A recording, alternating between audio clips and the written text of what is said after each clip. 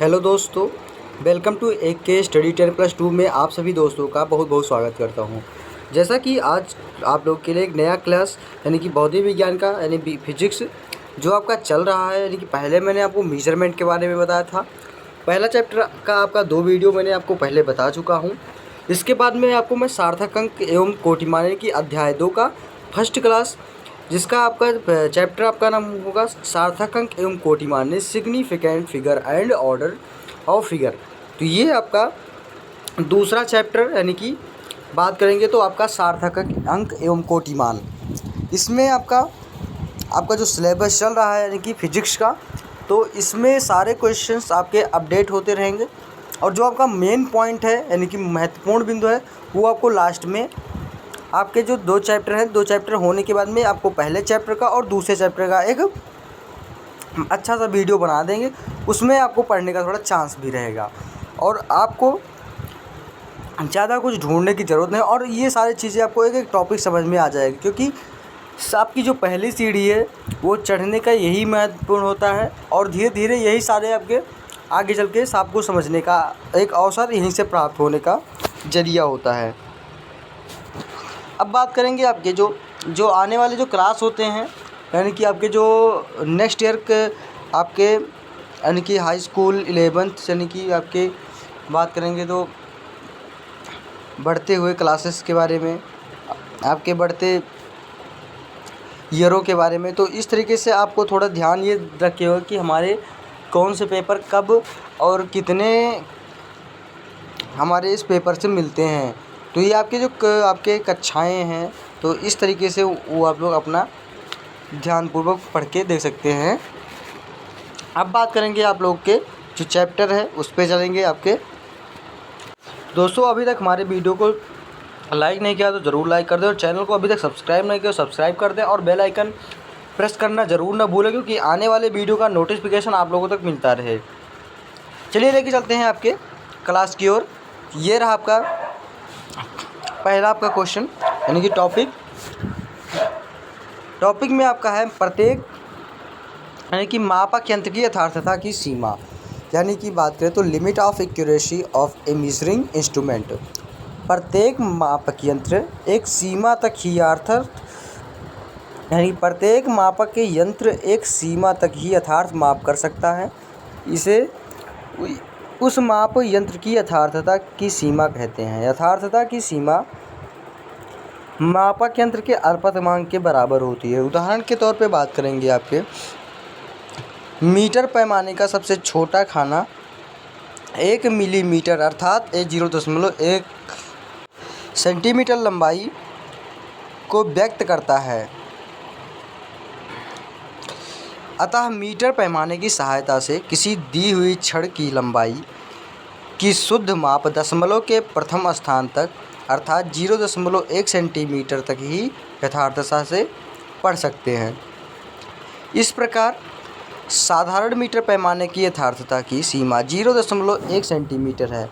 यही मीटर पैमाने की अल्पतमांक है, यानी कि जो अल्पतमांक है ये मीटर पैमाने का ही अल्पतमांक होता है। लंबाई को और अधिक यथार्थता से नापने के लिए वर्नियर कैलिपर्स का उपयोग करते हैं, जिसकी अल्पतमांक 0.01 सेंटीमीटर है। अतः वर्नियर कैलिपर्स की यथार्थता की सीमा जो होगी आपकी वो क्या होगी 0.01 सेंटीमीटर। 0.01 सेंटीमीटर से छोटी लंबाई मापने के लिए स्क्रू गेज का प्रयोग करते हैं, जिसकी अल्पतमांक 0.01 होता है, 0.001 सेंटीमीटर होता है। अतः इसी प्रकार घड़ी की अल्पतमांक 1 सेकंड है। अतः घड़ी की जो यथार्थता की सीमा है वो 1 सेकंड है। इस प्रकार प्रत्येक यंत्र का यथार्थता की एक निश्चित सीमा होती है। अब बात करेंगे आगे मापों को व्यक्त करना है कि मापों को कैसे व्यक्त करते हैं। किसी भी माप को व्यक्त करने के लिए प्रयोग में लाए गए मापक यंत्र की यथार्थता की सीमा को दृष्टि से में रखना पड़ता है। माप को दशमलव के बाद उतने ही स्थानों तक व्यक्त करना चाहिए जहां तक उस मापक यंत्र से यथार्थता पूर्वक मापा जा सकता है। उदाहरण के लिए किसी छड़ की लंबाई को साधारण मीटर पैमाने से नापने पर उसकी माप 10 सेंटीमीटर है तो इसे 10.0 सेंटीमीटर लिखना चाहिए, केवल 10 सेंटीमीटर नहीं लिखना चाहिए।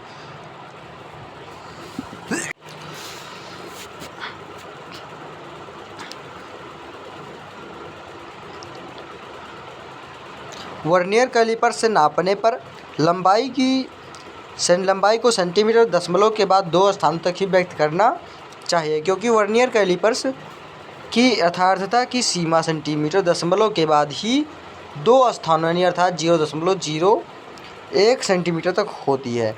माना किसी छड़ की लंबाई वर्नियर कैलिपर से नापने पर 10.5 सेंटीमीटर है तो 10.50 सेंटीमीटर लिखना चाहिए। यदि स्क्रू गेज से किसी पतले तार का व्यास नापा जाए वह 0.240 सेंटीमीटर हो तो उसे हम लिखेंगे 0.240 सेंटीमीटर से व्यक्त करना चाहिए, क्योंकि स्क्रू गेज की यथार्थता की सीमा में दशमलव के बाद 3 स्थानों यानी कि 0.001 तक होती है। अतः प्रत्येक राशि को किसी यंत्र द्वारा यंत्र की यथार्थता की सीमा तक ही नापा जाता है। इस प्रकार प्रत्येक मापक यंत्र की माप की यथार्थता उसकी अल्पतमांक के बराबर होती है। यानी कि आपका अल्पतमांक की जो परिभाषा है वो इस तरीके से, यानी कि प्रत्येक माप यंत्र की माप की यथार्थता उसके अल्पतमांक के बराबर होती है। अब दोस्तों आपका आएगा सार्थक अंक यानी सिग्निफाइंट फिगर। उन अंकों की संख्या को जिनके द्वारा किसी राशि को निश्चित रूप से व्यक्त किया जाता है सार्थक अंक कहते हैं। उदाहरण के लिए माना किसी छड़ को साधारण मीटर से नापने पर छड़ की लंबाई 4.3 सेंटीमीटर आती है और इसके बाद भी छड़ कुछ अंश मापने के लिए शेष रह जाता है। यदि अनुमान के आधार पर उस लंबाई को 4.32 सेंटीमीटर लिखे तो विज्ञान की दृष्टि से यह अशुद्ध माना जाता है, क्योंकि साधारण मीटर पैमाने की यथार्थता की सीमा 0.1 सेंटीमीटर है। अतः मीटर की जो पैमाना होगा वो 0.1 सेंटीमीटर तक ही शुद्ध माप ली जा सकती है। इस प्रकार मापन की दृष्टि से छड़ की लंबाई का यथार्थ मान 4.30 सेंटीमीटर होगी। इस माप के अंक 2 संदिग्ध अंक यानी कि डाउटफुल फिगर हैं। इस प्रकार उपयुक्त प्रेक्षण में 2 सार्थक अंक हैं। अब दूसरा आपका आएगा, यदि इसी छड़ को वर्नियर कैलिपर से एक बार नापने पर जिसकी अल्पतमांक 0.01 सेंटीमीटर है छड़ की लंबाई 4.33 सेंटीमीटर तक प्राप्त होती है तथा दूसरी बार नापने पर छड़ की लंबाई 4.34 सेंटीमीटर होती है, तो इन दोनों मानों का मध्यमान 4.335 सेंटीमीटर होगा। यदि हम छड़ की लंबाई 4.335 सेंटीमीटर माने तो गणित की दृष्टि से इसमें कोई त्रुटि नहीं है, परंतु विज्ञान की दृष्टि से यह माप अशुद्ध है, क्योंकि दशमलव के तीसरे स्थान पर अंक 5 मापन की दृष्टि से यथार्थ नहीं है तथा वर्नियर कैलिपर्स के केवल 0.01 सेंटीमीटर तक की यथार्थता से मापा जा सकता है। अतः इस माप में अंक संदिग्ध अंक यानी डाउटफुल फिगर है। इस प्रकार मापन की दृष्टि से छड़ की लंबाई का यथार्थ 4.34 सेंटीमीटर होगा। अतः उपयुक्त प्रेक्षण में 3 सार्थक अंक हैं। दशमलव बिंदु में की स्थिति सार्थक अंकों में कोई प्रभाव नहीं होता है, क्योंकि 4.34 सेंटीमीटर माप को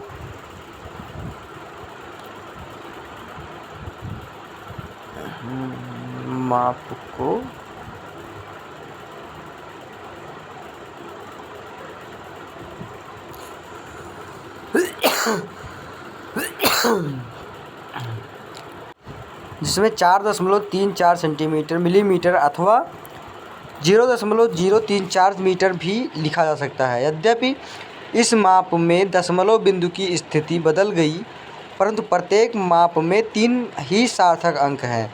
अतः किसी राशि की माप में वे अंक जो मापक यंत्र की यथार्थता के अंतर्गत उस राशि के मान को व्यक्त करते हैं सार्थक अंक कहलाते हैं।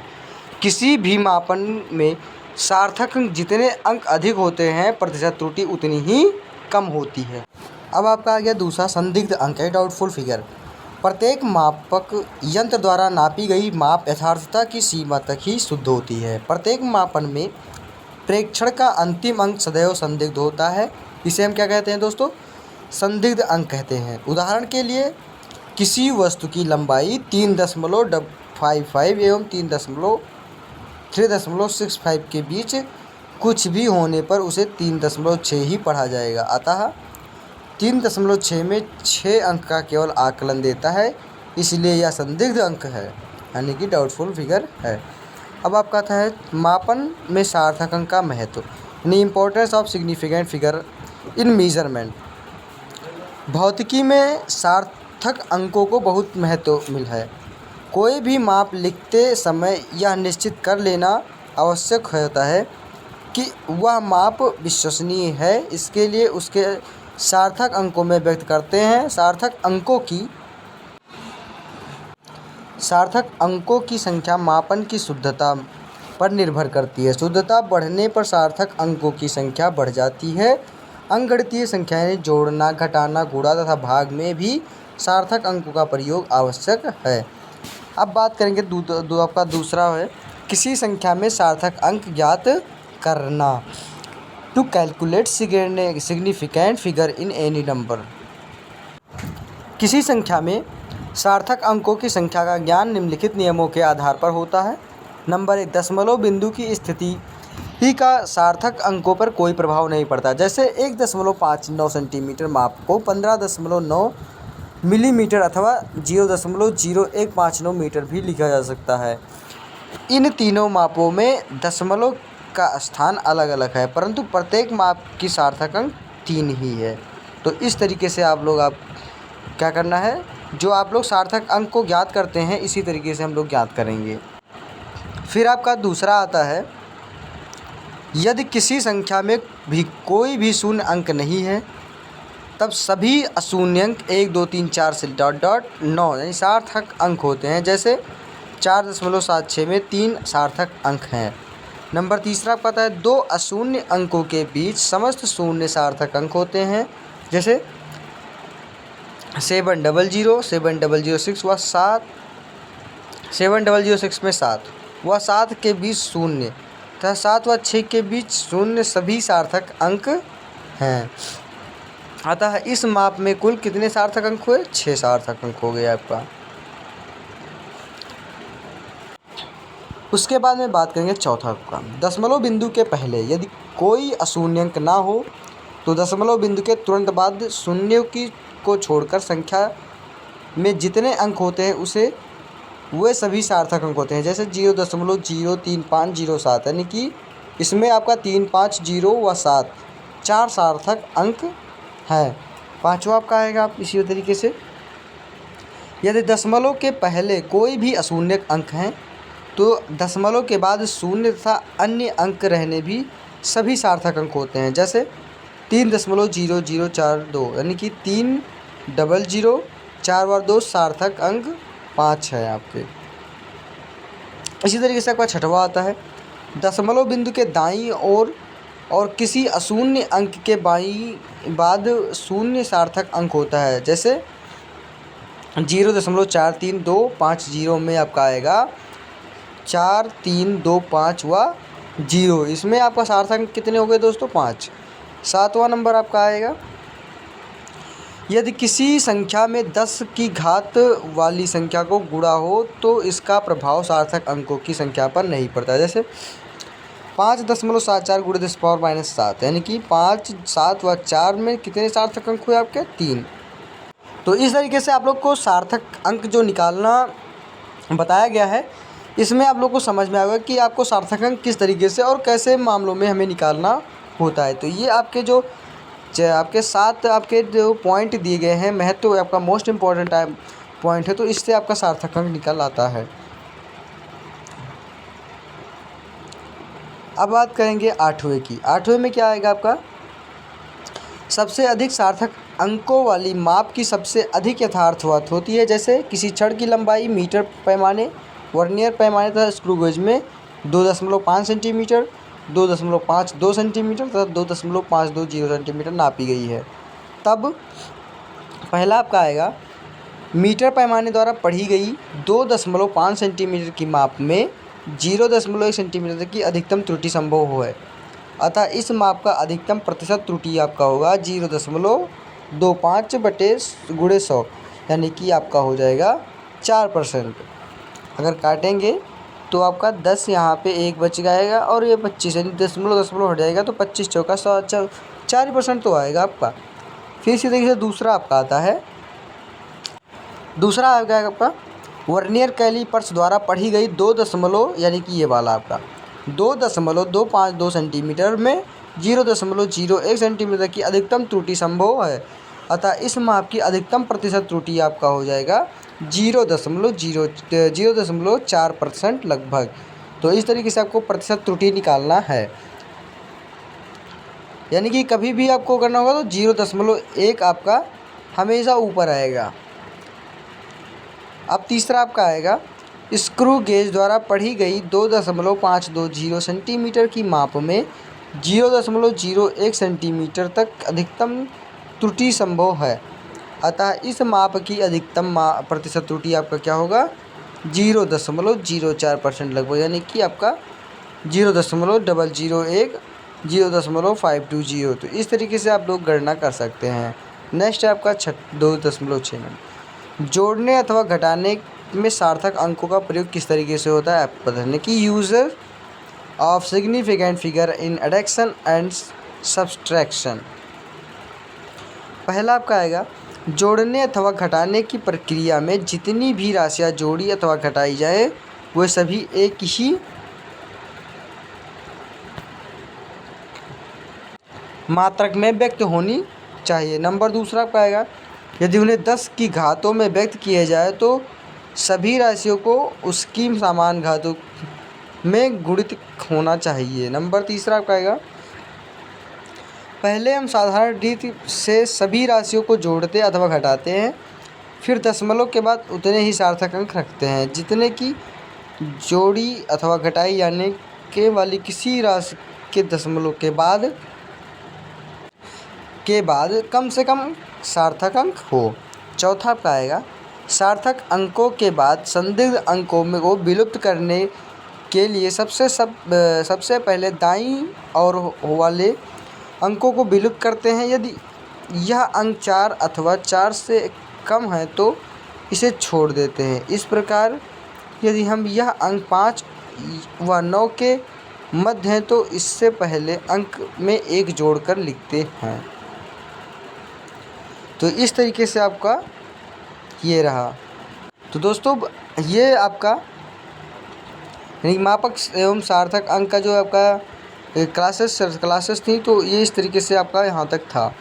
मैं अगली वीडियो में इसका जो आपका क्वेश्चन है आपका न्यूमेरिकल है, ये चीज़ें मैं आपको अगली वीडियो में बताऊँगा। तो दोस्तों कभी मत भूलिए, क्योंकि ये सारे मौके बार बार नहीं मिलते हैं और इतना अच्छा स्टडी करने का चांस आप लोग को कभी नहीं मिलेगा। तो दोस्तों वीडियो को लाइक नहीं किया है तो ज़रूर लाइक कर दें और चैनल को सब्सक्राइब करना ना भूलें और साथ में बेल आइकन प्रेस करना भी ना भूलें, क्योंकि आने वाली नोटिफिकेशन आप लोगों को मिलता रहे।